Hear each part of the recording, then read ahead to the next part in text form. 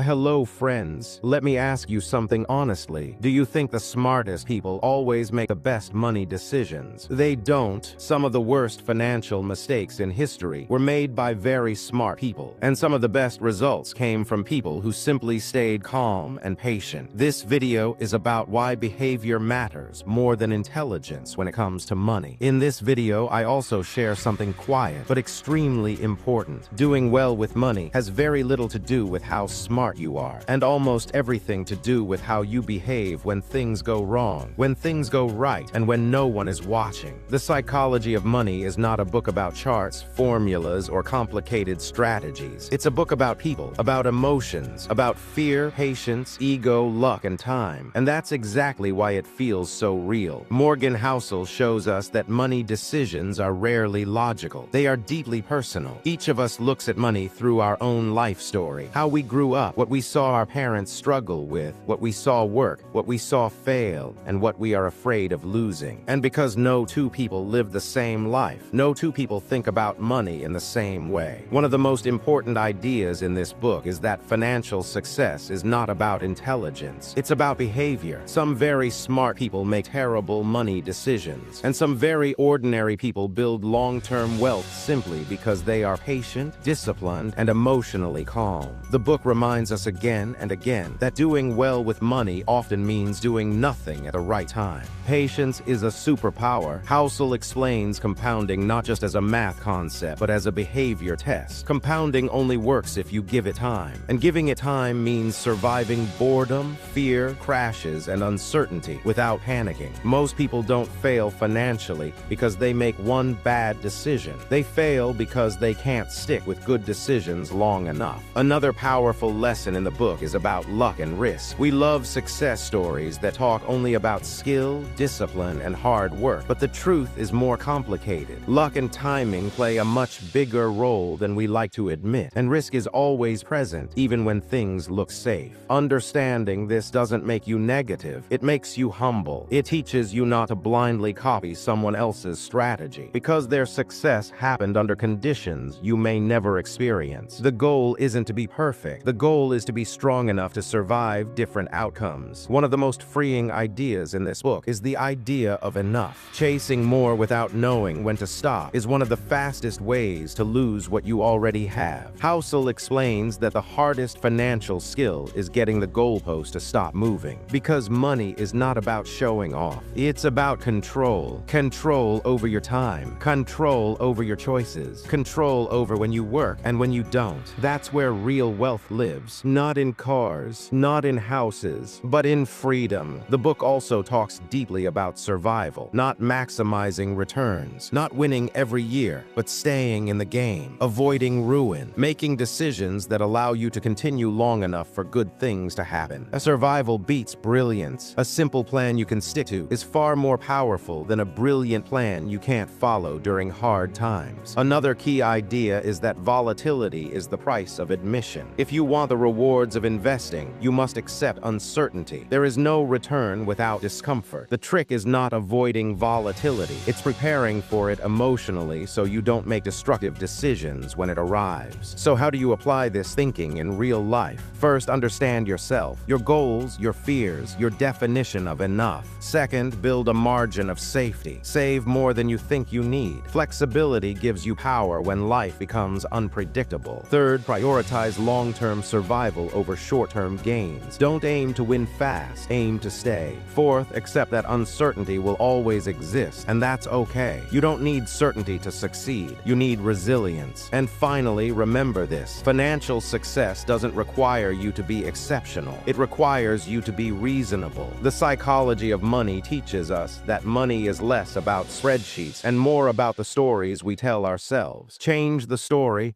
and your decisions change with it. You don't need to outsmart the market. You need to outlast your emotions. So if this way of thinking resonated with you, if you want calmer, clearer, more human conversations about money, wealth, and life, like this video, subscribe and stay with the channel. Because the best financial decisions aren't the most impressive ones. They're the ones that let you sleep peacefully at night and live life on your own terms.